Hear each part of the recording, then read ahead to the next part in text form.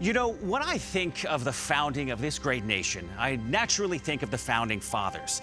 From George Washington to Benjamin Franklin, Thomas Jefferson to James Madison, John Adams to Alexander Hamilton. The founding fathers of America are well known in our history books. But what about the women who helped shape our country from the beginning? What about the founding mothers who influenced the Revolutionary era? In honor of Mother's Day, here are a few of my favorites. Martha Washington was the First Lady of the United States. Not only was she the wife of the father of our nation, George Washington, she was a successful landowner, rancher, and philanthropist in her own right. During the infamous winter at Valley Forge during the Revolutionary War, Martha worked tirelessly for the colonial troops.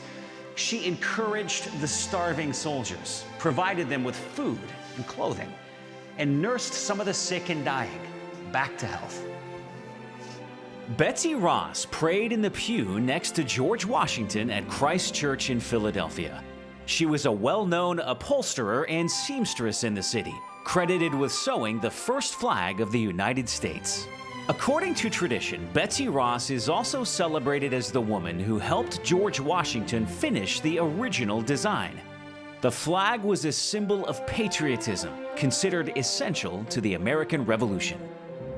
Phyllis Wheatley was kidnapped from her home in West Africa when she was only 7 years old. She was brought to Massachusetts on a slave ship in 1761. Phyllis was taught to read and write by the Wheatley family and grew up to be the first published African-American poet. She was a strong supporter of American independence and wrote poems in honor of General George Washington. In 1776, after sending the future president one of her poems, she was invited to meet him in Cambridge. Abigail Adams was another famous woman of the Revolutionary era. She was an advocate for education for both boys and girls in public schools, though she received no formal education herself. She was an important advisor to her husband, John Adams, the second president of the United States. Their letters are filled with loving debates on public policy and the formation of the new federal government. Abigail famously wrote, "If particular care and attention is not paid to the ladies, we are determined to foment a rebellion and will not hold ourselves bound by any laws in which we will have no voice or representation." Deborah Sampson fought in the American Revolution under the alias Robert Shirtleaf. After spending her youth as an indentured servant, Deborah dressed herself as a young man and joined the colonial army at West Point in 1781. For over 2 years, her true identity was hidden as she fought bravely for the independence of her country. Later, after she died at the age of 66, Deborah's husband Benjamin was awarded military spousal pay to honor her service. Dolly Madison served as social coordinator in the White House for our third president, Thomas Jefferson.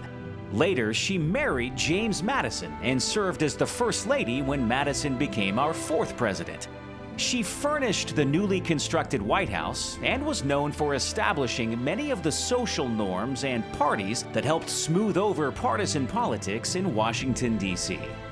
Dolly is credited with saving a famous portrait of George Washington when British troops burned the White House during the War of 1812. And finally, Elizabeth Hamilton, a socialite and philanthropist, married to founding father Alexander Hamilton.